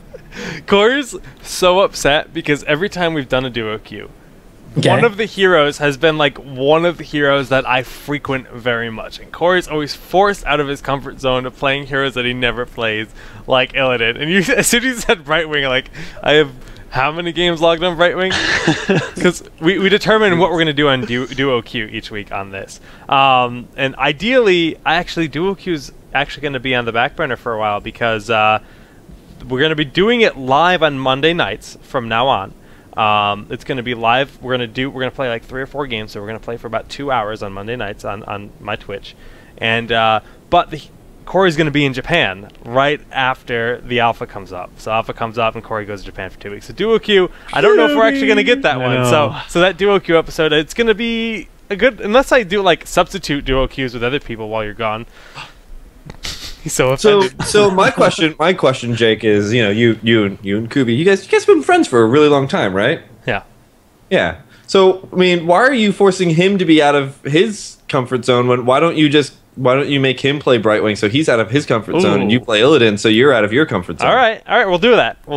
Sounds like a winning combination to me. Let's do this. That's my vote. All right, I mean, because that's what I do for Free Week. That's why I leave it up to the viewers. So that way I like get forced into these situations where I'm out of my comfort zone. Okay. I don't do this to my friends. I mean, I do it to myself. That's fair. That's fair. All right, you make a good point, and we will actually do that. I'll be nice. Yeah. There you go, Coobie. That's my. Oh, he's looking out for me. Thanks. Thanks. Wonderful. Me to you.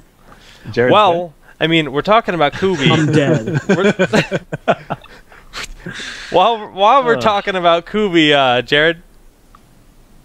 Huh? Do you know what time it is? Do you know what time it is? Coobys Questions! Da, da, da, da. We need to. We're supposed to get a song. What happened? Yeah, I'm gonna message Tempo tonight. Yeah. We got the graphic up. Okay. So, I'm doing a bit of watching of the competitive scene last night with Jake, and it got me thinking. There's a lot of 2 to. I'm just seeing the VOD. It's like. Okay. All right. So there's like. There seems to be this really strong 2 to 3 character synergies that are popping up, and it looks like a lot of the pick ban is really revolving around right now. So I want you to hear you guys' opinions on how you feel about strong synergies in the team, or if you feel as though the better play is to just pick heroes that you're comfortable with, or maybe anti-pick against heroes that the other team is really comfortable with. I mean, that's just the definition of strategy. You want to try and do all of them at once. Obviously you want to be on heroes you're comfortable with, while taking, like, if a potential CM show match versus Town Hall happens, then we are banning Illidan. We are banning Illidan to take someone out of their comfort zone, and then we're gonna first pick Falstad because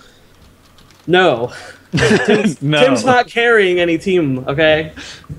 Okay. All right. So, go ahead.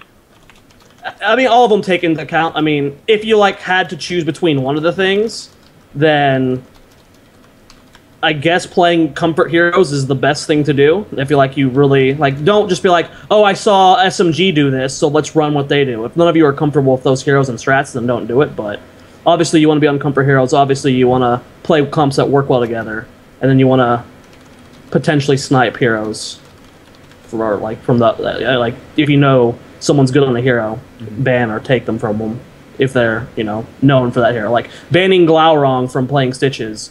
Right. Or Faye from playing Stitches, those are things you want to do.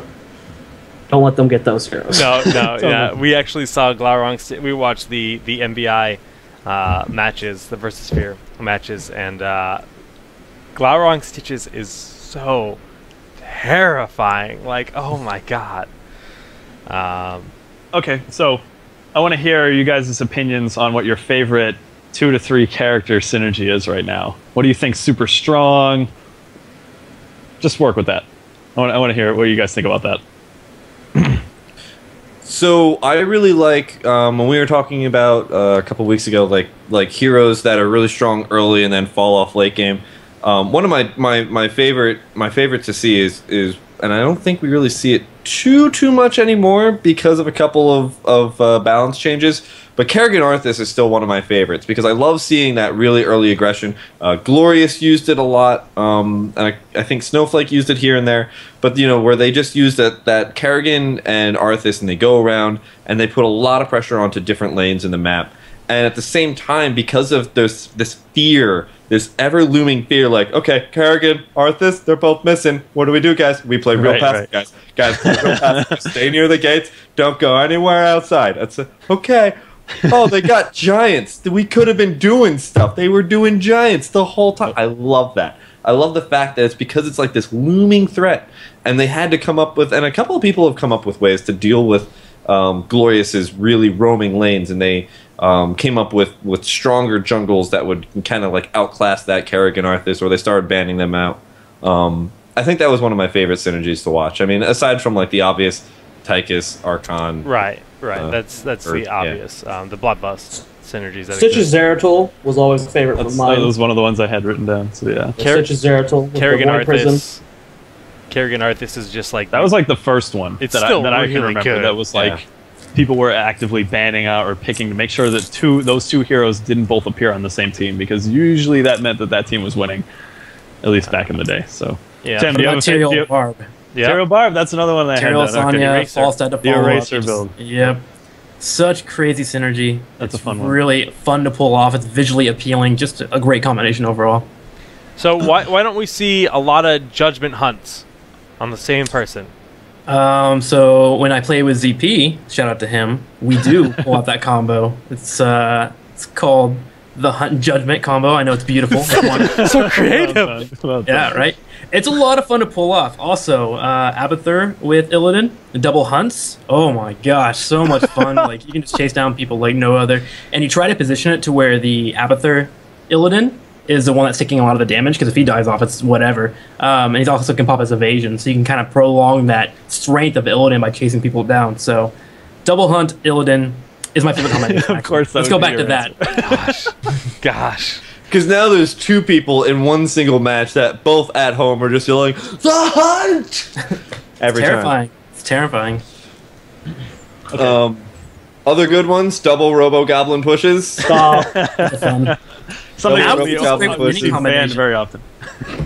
So Corey, you're what you're asking is just the best duos within a team. Yeah, I just wanted to hear what you ETC Stage Dive, Zagara, Night of Swarm. Easy. Classic. Well, that was very fun the other night when that was with Tamsim actually. Never mind. I'm sorry. We were doing the backdoor global comp, the global where you just go backdoor and win. We did not lose. We completely screwed up talents and everything, and we just still rolled games. It was it was beautiful. I guess the best combo for... I mean, I guess no one can really argue with it. LiLi and Murky are probably hand-in-hand the best combo. Kevin's face. There's like a soft ban on the two. They're actually just not picked for that Have reason. you guys tried Void Prison, March of the Murlocs, actually? No. It's insanely powerful. I'm sure I ran into it Oh a my few times. god. Because the amount of slow that it gives nowadays with the current version of March. It's very hard to hit, but it's very satisfying when you do. my You gosh. land the Void Prism, at least hit 3 to 4 people if you can, and then Murky just waddles his way right behind, drops March of the Murlocs, and everyone just melts to poison. It's very fun to watch. You know, one of Asmodee's that. heroics, I believe, is like Pools of Sadness or something.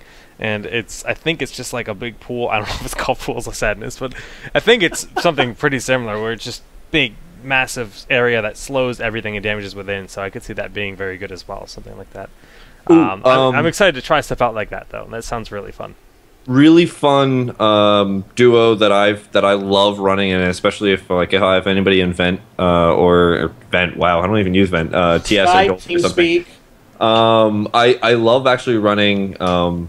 Just because of who's in it, but Diablo Uther is actually a really strong combo as well. Yeah. If you're in lane, anybody who's past the halfway mark of that lane, Uther walks over, he stuns them, and they're like, "Okay, I got stunned by Uther." And then Diablo walks over and he goes, "Hey, what's up, buddy? I'm just gonna put you behind me." And then they're like, "Okay, I'm behind Diablo. Oh no, I'm in range of towers." And then they get shadow charged into towers, and then the both of you just body block them until they're dead. Yeah. Until they die. And then later on that synergy evens opened up a little bit more, because now you're going to have Apocalypse and Divine Storm. So as long as you have 3 really heavy hitting damage healers, you have that Divine Storm that sets up for a beautiful Apocalypse, and their team is stunned for forever. And it's great. I love that combination. It's one of my favorites. I think that combination is amplified for you because of your Diablo fanboyism, but Yeah. it sounds awesome as it is. Well, it's not Off. Diablo fanboyism. It's Diablo expertise. Is fair enough. what I like. Yes. I stumbled on my word. My apologies. Great. You're right. It's okay. I've actually been seeing the effectiveness of Sonya Diablo too. That's actually been a lot of fun to, at least the last week or so. They've been really running that, get the leap, and then right into the APOC. And that can really mess some stuff up. Okay, all right. Next part of the question. How much of a contributor do you think securing these combos into your team comp is to the success of the team in that game? Like, what percentage of like your win could you say that the teams right now could contribute to getting these combos? I mean, go ahead, Tim. you talk about a combination like Barbarian, Sonya, into Diablo Apocalypse. I feel like if you miss those 2 heroics, because it's actually mostly on Sonya to hit the ult there, the heroic, because that sets up Diablo, because again, it's that small couple of seconds before it actually procs. If Sonya misses it, she's kind of a duck out of water right now, because she has to engage somehow, and if she misses her spear, she can be killed off pretty quickly. So I would imagine hitting those 2 would be very important. I have seen teams pick up they'll pick up that combo, and the idea is you'll get an assassin like Tychus, Vala, you'll get Rehgar, and then Sonya and Diablo. And you can kind of band-aid it if you do miss it with Rehgar by getting chain heal and kind of escaping and kiting back. But it's pretty important to hit that combo, especially if you're going all in on it. The cool thing about heroes is there's a lot of like just these combos between 2 heroes. So like you can make a lot of things work. You don't necessarily have to aim for these perfect comps. Like we'll see it happen a lot in the top tier matches where they're trying to shut down each other. It's like, oh, they're going for this, let's not let them get this. Yet there's still these little mini combos that work between certain heroes. So it's not necessarily required. But I mean, it's when I remember watching SMG ones where they got like Arthas, Tyrael, Rehgar, Tassadar, Tychus, like just the dream. So like, obviously you want to go for those, but it's not required, you know, because like the game is well designed enough to where every hero really works well with other heroes for the most part. One of the really cool things that I think we've been really seeing in Heroes is that slowly those team synergies are growing and growing. Like at first it was just everybody was playing whatever the heck they were even remotely comfortable with in the beginning of this competitive scene, and in general just any type of ranked 5. Or not ranked 5, sorry, just queuing is 5. then slowly we had like these small 2-people combos, like Kerrigan Arthas coming in, and then maybe Diablo Uther, etc. We had these small and then slowly that became 3-people combos, and slowly 4, and then eventually we'll get into 5, and we'll have these beautiful 5-team synergy or 5-person synergies coming out. I think in the very, very near future of Heroes of the Storm. It's just as people become more comfortable with more and more people, more and more heroes, and more heroes get added to the pool, the possibility for these giant 5-man synergies is going to only grow.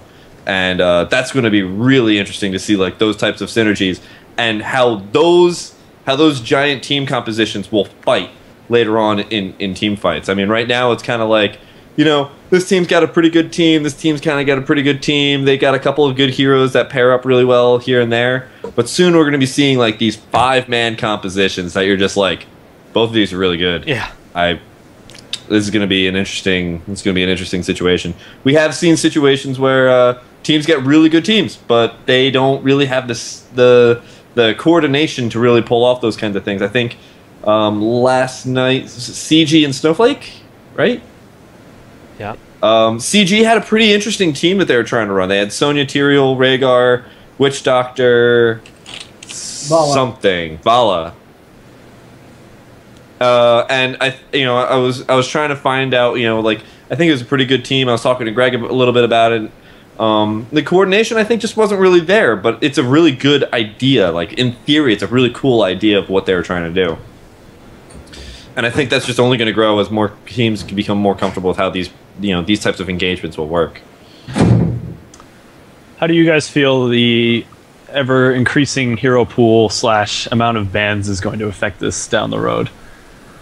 I mean, right now it's kind of just designed, people are just like, well, let's just try and make sure they don't get this while we get this. Eventually, there's just going to be like so many combinations, like we've seen it in League of Legends and Dota, where you really can't stop people from getting the combos they want. Like, it comes down to like sniping, like, oh, these guys are really good with this, so let's take that away from them.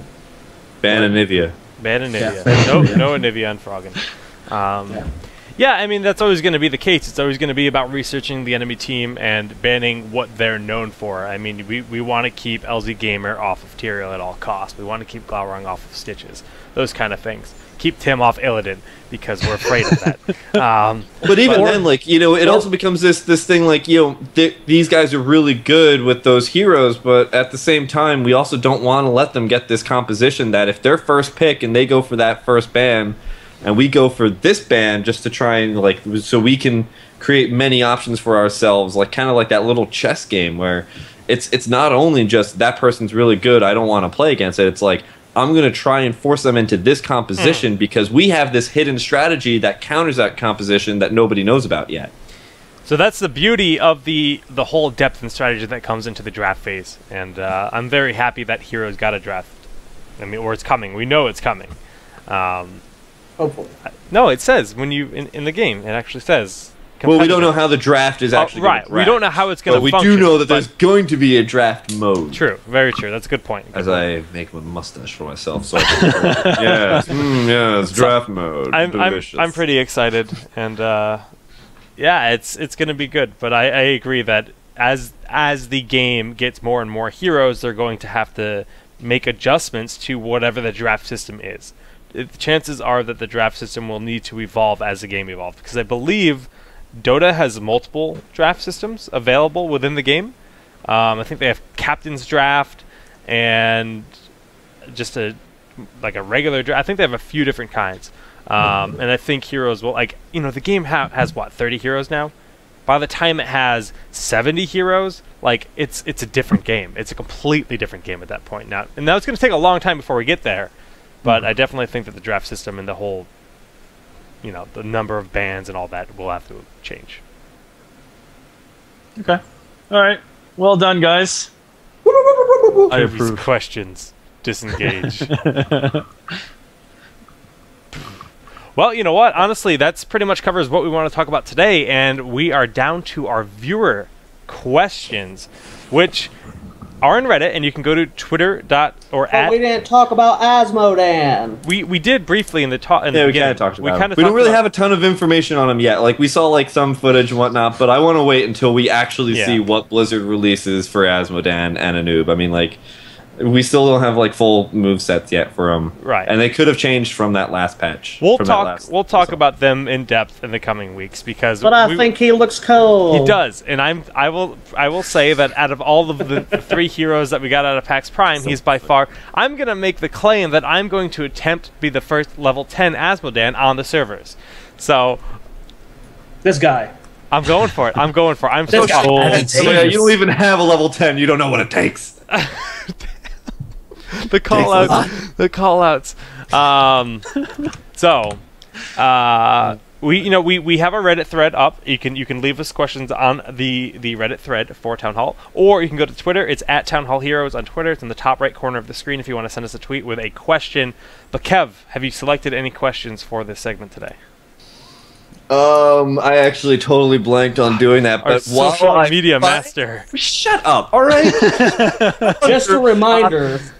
Because I don't have Blizz heroes available to me right now. Anyway, while we're waiting, how about this? Here's the bloody player question from Sham 2. Who were your top 2 heroes of the entire alpha? Not talking about right now, or not talking about their current balances. Like throughout the entire alpha. Who are your top 2 heroes to ever play? Go ahead. I'm going to go find some questions. We all know my answer. It's Dibbles and Dibbles. Yes, I knew it. I love you, Kev. I love you so much. Jared, top 2. Oh, Witch Doctor for sure. That was amazing. Well done. He's good at it. Whoa! I can't do it. I wish I could. I guess if it's throughout the whole alpha, it has to be Arthas and not Murky. Yeah, I was gonna shun you if Witch you didn't say Doctor Arthas. Yeah, I was gonna say.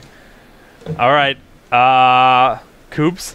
Sonya Stitches. Sonya Stitches. Yeah. Classic. Very classic. Tim. Yeah, so Falstad automatically. In terms of numbers, I think it might be Illidan, but if not, right behind it, it would have been Brightwing. That's again, I don't man know after my heart. Sorry, I need to clear my. I think you're forgetting the 3-month period where you were the known Zeratul main. Dude, I played Zeratul for like 3 weeks, and for some reason it just became like, you're a Zeratul player, it's all you do. And I'm like, no, I can play everyone, I swear, I promise. Like, it means a lot to me that I can play more heroes, but whatever, man. Tim's Kerrigan Battle Momentum Ultralisk build is like the best build that I've ever played on Kerrigan. Ultralisk Kerrigan was my favorite for a while. That was a lot of fun. Like, I gave you so much garbage about that. I was like, come on, Tim, you pick Ultralisk. I started playing Kerrigan, I'm like, Ultralisk is so... The trick is to come from a bush, you drop Ultralisk first, and then you engage, stun 3 people, and Ultralisk comes in and wrecks people. Oh, it's so good, it's so fun. But unfortunately, that build didn't catch on. Very specific scenario there. I like it, though. That's good. There are bushes everywhere in this game. This is true. All I'm saying.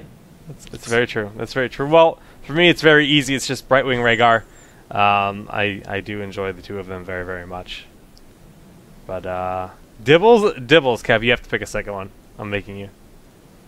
He actually did not play any other heroes the whole time. Pyko. Just probably. Pyko. Yeah. I don't know. Yeah. Yeah, it goes around. So my original plan was I was going to do the top 5 heroes that I loved through the alpha. So I'm going to go on for the top 5. It was Tyrael, Sergeant Hammer, Arthas, Tychus, Dibbles. But who's your second? Just pick 2. Just pick 2. It was Tychus, but I don't have level 10 Tychus, which is the weirdest part. I get bored playing Tychus because I just win so hard. All right. I've never enjoyed viewer questions. All right, so Max Power 98 has a question for Trikslyr. The recent nerfs to other heroes, Illidan is seeing a little bit more play. Do you think he's in a good place and other players will figure him out, just like Malfurion and others, or do you believe in your experience, he still needs some tuning? Like, you can't speak on what's obviously happening, but I like where Illidan's at right now a lot as a player. Just because, again, his trait is such a weird mechanic, and I could see it potentially if like anything is being added to him being too strong. But Also, the way, just looking at his kit, he's very, with the hunt and everything, he's very split pushy, which is something that like not everyone else is playing in the world. Everyone wants to play the get 5 heroes and then kind of start roaming towards mid game. I think as more heroes are introduced, as we get more battlegrounds and stuff like that, Illidan again will find his place. And I think it's already there, it's just not being exploited. Again, I'm willing to see how it goes to the future, but I like where Illidan's at right now. And that's just me personally. So again, the devs are the experts and they can do as they do. But for me, when I play the game, I know I have fun when I'm with Illidan, and that's all that matters to me. Is like Heroes of the Storm is exciting and fun to me when I'm playing. So as long as I have those two components, I'm good to go. Sounds about right. I have to agree. Damn. I have to agree. I mean, he's such a fun hero. And actually, I kind of misread that question. I thought it was, do you think you're going to see Illidan come out more because Malfurion and a couple of the other healers got a little bit nerfed, and I think Illidan does a little bit more sustained damage, so maybe because of that, do you think we're going to be seeing more play? Sustained damage is certainly something in heroes that we'll see more in the future. Again, we just need more heroes to come out, because a lot of things are very bursty at the moment, and that's just like the nature of the game, because not everyone... Not all the heroes that are being designed have come out yet. Again, we're still in tech alpha, so when it comes to sane comps, he'll definitely fit in. It's just a matter of like actually getting there, because there are only a few that really excel at that, and so they kind of can get bursted pretty quickly. So we'll see. Again, where he's at now, I love it. I think it's cool. So that's my answer on that question. Unfortunately, I can't go further into it. I can't see the future. I wish I could. My life would be a lot easier. But for now, I like where he's at. All right, so this other guy asked, and it's probably my favorite question, is his name is... That's a weird name. That's a lot of Fs. Futnissa? Futnissa? He said, for Trikslyr, what is your favorite unreleased skin, and why is it SCV Gazlo? That would be a really cool skin. Oh my gosh. I have to agree, SCV Gazlo sounds like an amazing skin. Gosh. No comment. What about Mule Gazlo? No, there's already it's Mule. SCV. Mule's already too OP, Perfect. so... I don't know. Like as the game progresses, we're constantly seeing like the 3D models on a lot of like the skins coming out, and they've all been awesome. In my opinion, there hasn't been one that's kind of like thrown me off at all. So again, as more come out, the art team just kills it, dude. It's like one of the things that Absolutely. people who work here they know how to make things look awesome, and so I sit and watch the show pretty much. And then the last viewer question that I have that's on the Reddit thread from Cia Steve. I really don't want to admit that it's from Cia Steve, but it's from Cia Steve. Said, my question is twofold.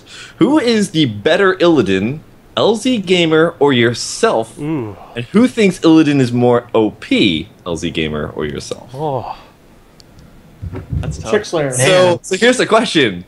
Are you going to be modest or not?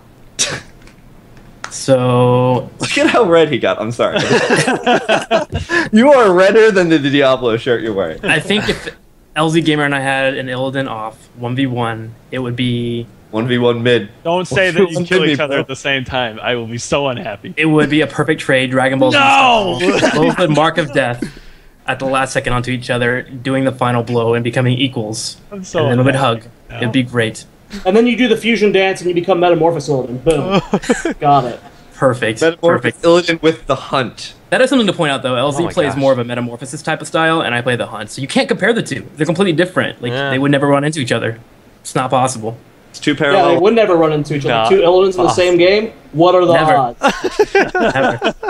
Two Hunt people away. making the mistake of playing Illidan? I don't believe it. Steak, that's how you win, right? As soon as he said like DBZ style, I just imagined like even though the hunt takes like half a second to get across the map, it would still take 6 episodes. Next time on Illidan Ball Z. Next time on. Well, it doesn't true, take that it's long true. because it's like a DBZ ripoff. It takes that long because Illidan literally takes that long to kill someone. It takes episodes to get a kill. Too mean. So I hit. Got him. Got him. Well, I think you said that's it for questions, Kev. Unless you guys have awesome questions for Yeah, I've got a question for Tim. Tim, that shirt is fantastic. Where can we get one? The Gear Blizzard store. Definitely check it out. There's Arthas. Can you show it off a Nova. little bit? Diablo. There you go, right there. Can we see it? Are we good? Oh, Awesome. that's so Yeah, cool. you're good. Yeah, I like this shirt a lot. No, I'm glad you talked about gear.blizzard.com because you know, I heard that you might be wearing one of these Halloween costumes. This Illidan one in particular. Now, I'm wanting to buy this Arthas one for Zoya real bad. It's 30% off till October 13th, so I got plenty of time to save up my funds. But you know, this has Tim's name on it, and this has Zoya's name on it, and this has Shem2's name on it. And No. look at this, the glory, Goodness. the glory in this. Tim, you would look so good in this. You have I'm excited. I'm excited Look to at put those it on. abs. I've definitely been doing push-ups since it's been decided that I have to put that on because I want to do Illidan justice. That guy is ripped. But yeah, my boss Rocket, bless him, that said that he'll buy it because he thinks that it'll be hilarious. So I'm excited to wear it. It's a cool little costume. And Give us a good Illidan impression right now. impression. The hunt. That's all I got. Killed it. So good. Yeah, I mean the glaives are the best part. That's the thing. Like, Does it come with those? That's really nice. Does it? Actually, I haven't looked into it. To be honest. I hope so. If it doesn't, not included. They were just like, we wear it. Literally, people were like, we just wear an Illidan costume. I was like, yeah, let's do it. Didn't have to look at it. Just like, yep, it's going on my body. Yeah. It's going on my body. Does it say see how it Warglaives goes. are not included? Warglaives are not included. We'll he build worked- it out. You have to those work for Blizzard so I'm for sure you 30 can get years. some. No, those Warglaives are really expensive. They sold them for a while. They're really expensive. I'm 'cause sure it's somebody at Blizzard has the Warglaives somewhere. Oh, that's awesome. Yeah, no, Jared, seriously, get the Arthas costume and just stream with it for a day on Halloween. I might start streaming soon, and if I do, I think my first thing that I'm ever gonna do is run a 24-hour fundraiser stream to pay for Jared to get the Arthas costume to wear the first day of BlizzCon. You guys are the worst. Wonderful. That'd be so So if I run a 24-hour stream, I need to know that people are going to actually like tune in and donate to Zoya wearing the Arthas costume. That's such an easy cause to support. So It Right? is. It is. Right? It is. For just $1 a day, you can help Zoya the get an Arthas. Arthas costume for BlizzCon, and I will use all further funds towards a GoPro and record the entire day. Well, I don't know if you guys have played the Frozen Throne, but Arthas and Illidan, they fight. Timothy. Are you wanting to reenact? Is that what you're saying? We can change history. It's happened for Draenor. So Jared, instead of staring straight at the screen, I want you to stare straight to your right or left. or left. Yeah, okay, that's good. That's good. All right, I'm satisfied. You can stop. Okay, good. All right. We are actually at the last part of our show where we actually just give our shout out. So let's actually just start with Coobie. Shout outs I'm away. gonna be so bored this week. Nothing super exciting happening. Oh, follow me at Omega Black Mage, and you know it's gonna be 2 kind of weeks sad. in a row. He plugged I know. himself 2 I weeks know. in a row. How exciting! So fingers crossed that the game is only down for a week. I will be playing my heart out for the 3 days before I go to Japan. But other than that, Is I this got your last? nothing Or you're gonna be on another episode, right? Yeah, yeah, next week. I'll be on next week, Okay. and then I'm off to Japan. For 2 weeks. Yep. All I can think about is you like the little like Street Fighter 2, like the little plane going from like the Americas. Japan. Da-da-da-da-da. No, that's Mega Man. All right, Sham. Shout outs. So you can catch me on youtube.com/sham2 SCHAMTOO or twitter.com/sham2 SCHAMTOO. And I think that's about it. Shout outs to my lovely town hall members. Shout outs to Rip Playhem, where I met Zoya and where I met Tim originally, back in the days when we used to cast StarCraft 2.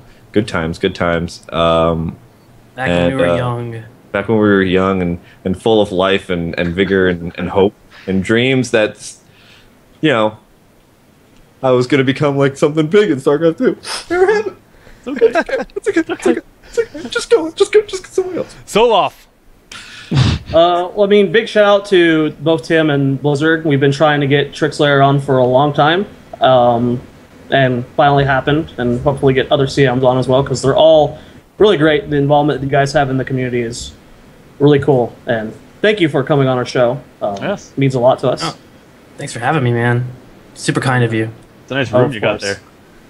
This nice room. Pretty cool. I do have to fix TV. I may have accidentally not put the timer on, and so we lost the logo. You know, for a little while, there was actually just My like fault. this script going up the screen, and it was actually just like super secret I can see it. Blizzard files just going up the screen.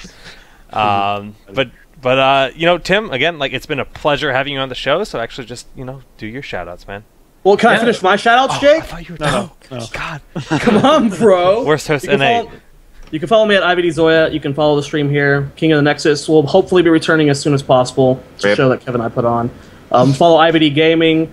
Shout out to all the viewers. You guys make this awesome every single week. We've grown a lot as a show. We hit like 750 viewers today, which is absurd for our show. Like that's so awesome. We So never thought we'd shout have out to all this- you guys. Yeah, we never thought we'd even reach the heights that we've already received with the show. But Yeah. Tim, the floor is yours now. Yeah, first off, thank you for having me on the show. I know we appreciate you, the Heroes community team, and of course those working on Heroes.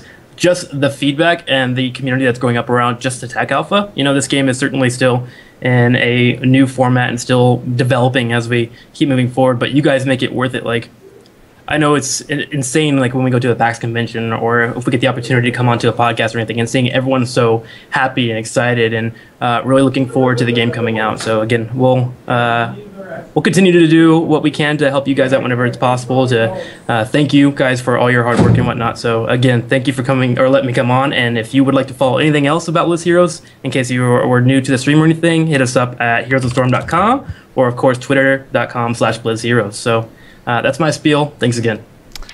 Well, it's been an awesome pleasure having you. I mean, it's really an honor to have Blizzard kind of grace our show with your presence, because honestly, it's like it really is like the ultimate validation of what we're doing here at Town Hall Heroes, and we just want to support the community. And just having Blizzard give us the thumbs up is actually just, it's humbling. It really is. But you know what? For my shout outs, I mean, honestly, it's just this whole alpha, the whole process, the 33 weeks we've been doing this. It's been a wild ride. I mean, I've said this before on the show, but Jared literally called me when I was at BlizzCon last year, like, we need to do a podcast for Heroes of the Storm, because he saw me just tweeting and tweeting and tweeting. And it started there. It started at last year's BlizzCon, where Corey and I first got our hands on the game. Kev played the game. And it's funny, we didn't even see Kevin that whole weekend he was at BlizzCon. We didn't run into him once. What? We didn't. I was dodging so hard. No, he was there. He did a good We were job hanging of out. that, Shane. apparently. Me and you, Yeah, we man. were hanging out. Tim and I Yeah. were hanging out. I People hung who out- are real friends. I saw Kibbles, but I Zagara. didn't see Tim, but I saw Kibbles. Kibbles is another guy that I met when I met Tim, or around Play the same him. time. Yeah, another play him caster. But it's been a crazy ride. We've come a long way. If you go back and look at our first episode, it looks a lot different than we look now. It's just really exciting to be part of this alpha as the game and the community has evolved.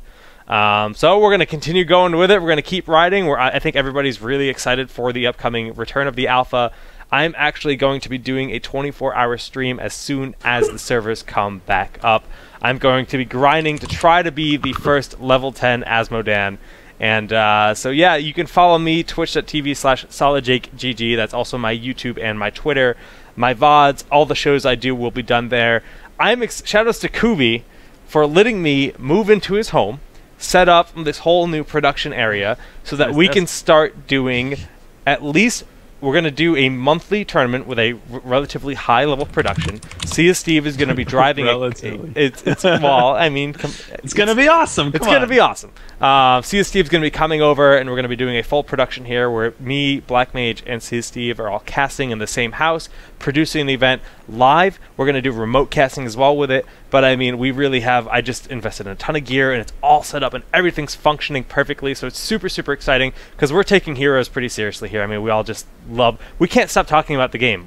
Corey gets home, and we're just like, oh, did you see Azmodan trailer? Like immediately we're just like, oh, just hyped about it. It's just kind of like the life. And I'm excited. Just making up trailers. Yeah. Oh, a new Bragg trailer.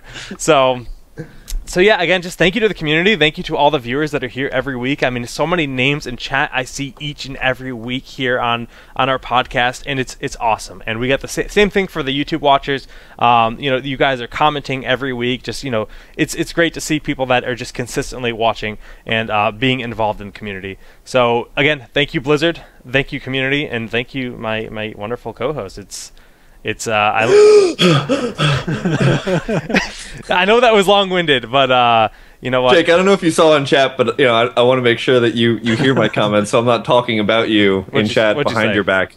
But I said, you know, it's been a long, crazy ride. Jake's giving the graduation speech, and then I started singing, "As we go on, we remember." Yes, well, that was basically the graduation speech, but I feel like this is having Blizzard, someone from Blizzard on our show is actually a big deal for us. So it is. I mean, not only that, but the final stage of the alpha is coming to a close, yes. and you know, God knows how many people are actually playing the alpha. But it's a very small, close knit community. We've all gotten along really well. It is a really awesome thing. I've already made like so many friends, probably just about as many as I've made throughout my StarCraft 2 career, and a lot of them are really awesome people to talk to. I mean, Zoya, Jake, Tim, we've been friends for a good time, but you know, Corey, for example, I didn't know until then, and Corey's been one of my favorite friends from Heroes. A couple people on other teams, etc. So it is really cool. It's been a lot of fun going through this alpha with such a small but close knit community. So that's my graduation speech. My graduation speech actually has 2 more shout outs. I need to shout out heroesnexus.com. They've really helped our podcast grow a lot. They feature it on their website every single week. That's Cursed Networks. So the website, the podcast actually gets promoted on all of their sites, and that really helped us grow and reach a lot of Warcraft players, Hearthstone players, people that play other games, which is great.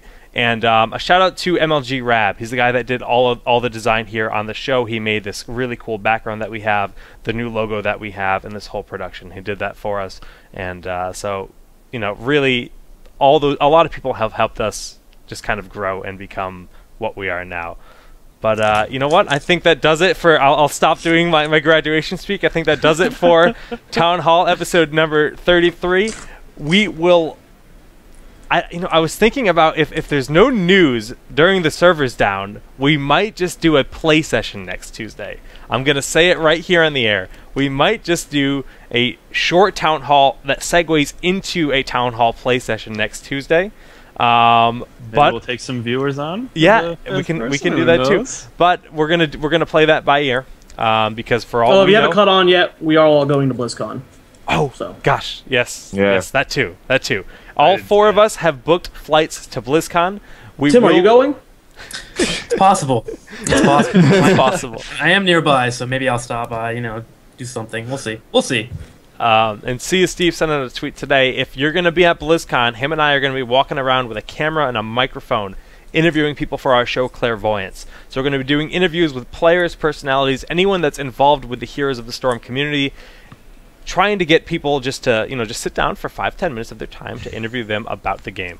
So look out for us at BlizzCon if you're going to be there, and we're considering doing that live episode in a hotel. It would have. We're really trying to hit that 2-hour mark, huh? We are. Nah, I'm sorry. You're the one that brought up BlizzCon. I can talk forever about Heroes, man. All right, guys. That does it. Okay. I was actually going to say, just if we're going to do BlizzCon or something like that, we might actually set up like a time and date for if you're a fan of the podcast, and we can do possibly like a meet and greet and whatnot, and just talk about Heroes, because we're going to probably be getting a lot of Heroes information at BlizzCon, and I'd love just to hear what the fans have to say about Blizz Heroes and just kind of talk. But it's a great idea. Anyway, yeah.